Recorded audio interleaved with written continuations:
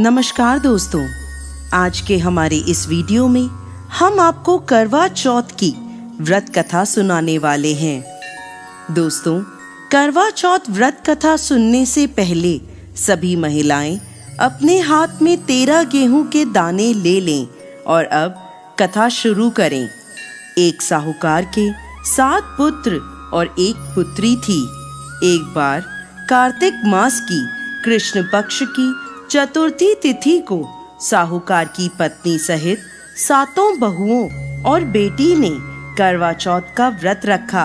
जब साहूकार के बेटे भोजन करने बैठे तब उन्होंने अपनी बहन से खाना खाने को कहा।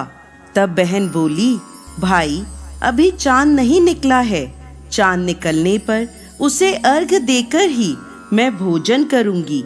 साहूकार के बेटे अपनी बहन से बहुत प्रेम करते थे।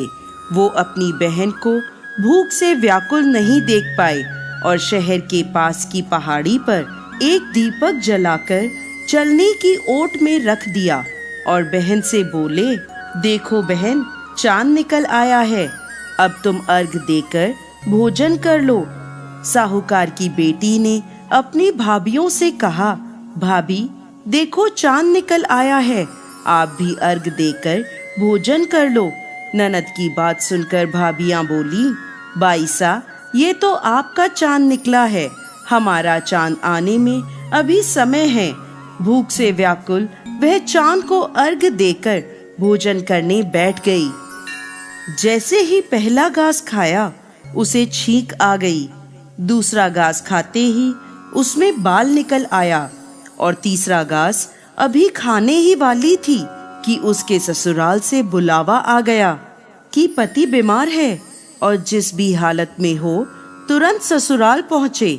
उसे विदा करने के लिए माँ ने जब बक्से से कपड़े निकाले तो काले कपड़े मिले, दूसरी बार कपड़े निकाले तो सफेद कपड़े निकले, तीसरी बार फिर बक्से में हाथ दिया तो काले कपड़े मिले। बेटी बोली, माँ तुम ये सब रहने दो, मैं जाती हूँ। माँ घबराकर बेटी से बोली, बेटा रास्ते में जो भी छोटा बड़ा मिले सबके पैर पड़ती जाना, जो भी बूढ़ सुहागन होने का आशीर्वाद दे वहीं अपने पल्ले में गांठ बांध लेना। बेटी बोली, ठीक है, और वह अपने ससुराल चल दी।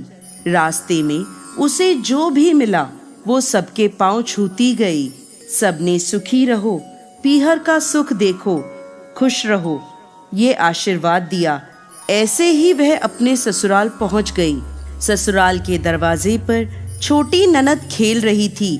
जब उसके पांव छुए तो उसने आशीर्वाद दिया, सदा सौभाग्यवती रहो, पुत्रवती हो। ये सुनते ही उसने अपने पल्ले से गांठ बांध ली।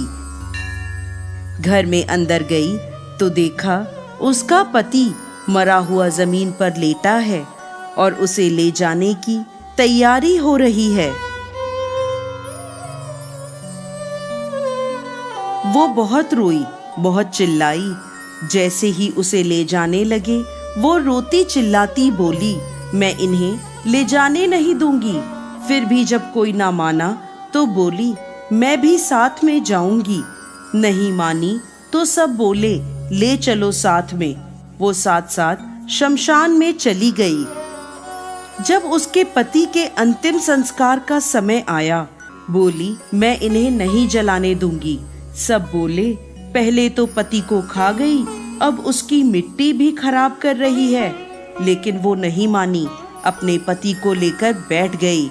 गांव के और परिवार के सभी बड़े लोगों ने ये निर्णय लिया कि रहने दो इसे यहाँ, इसके लिए एक झोपड़ी बनवा दो। वो वहाँ अपने पति को लेकर रहने लगी। अपने पति की साफ सफाई करती और उसके पास बैठी रहती। उसकी छोटी ननद दिन में 2 बार आकर उसे खाना दे जाती थी और वह हर चौथ का व्रत करती, चांद को अर्घ देती, जोत देखती। और जब चौथ माता ये कहती हुई आती, करवो ले भाइयों की प्यारी करवो ले, घड़ी बुखारी करवो ले, तो वह चौथ माता से अपने पति के प्राण मांगती। पर चौथ माता उसे ये कहती, हमसे बड़ी चौथ माता आएगी तब उससे अपने पति के प्राण मांगना। ऐसे एक एक करके सभी चौथें आई और सब यही कहती चली गईं। अश्विन की चौथ माता बोली, तुझसे कार्तिक की चौथ माता नाराज हैं, वो ही तेरा सुहाग लौटाएंगी। जब कार्तिक की सबसे बड़ी चौथ करवा चौथ आई तो उसने अपनी छोटी ननद से 16 श्रृंगार का और सुहाग का सामान मंगवाया और करवे मंगवाए। सास ने सोचा पागल हो गई है, जो मांगती है दे आओ। साहूकार की बेटी ने करवा चौथ का व्रत रखा। चांद निकलने पर अर्घ दिया, चौथ माता की जोत करी। जब चौथ माता प्रकट हुई और बोली, करवो ले भाइयों की प्यारी करवो ले, दिन में चांद उगाने वाली करवो ले, घड़ी बुखारी करवो ले। तब उसने उनके पैर पकड़ लिए और बोली, माता मेरा सुहाग वापस करो। चौथ माता बोली, तू तो बड़ी भूखी है, 7 भाइयों की प्यारी बहन है, तुझे सुहाग से क्या काम। तब वह बोली, नहीं माता, मैं आपके पैर तब तक नहीं छोड़ूंगी जब तक आप मेरा सुहाग वापस नहीं करती।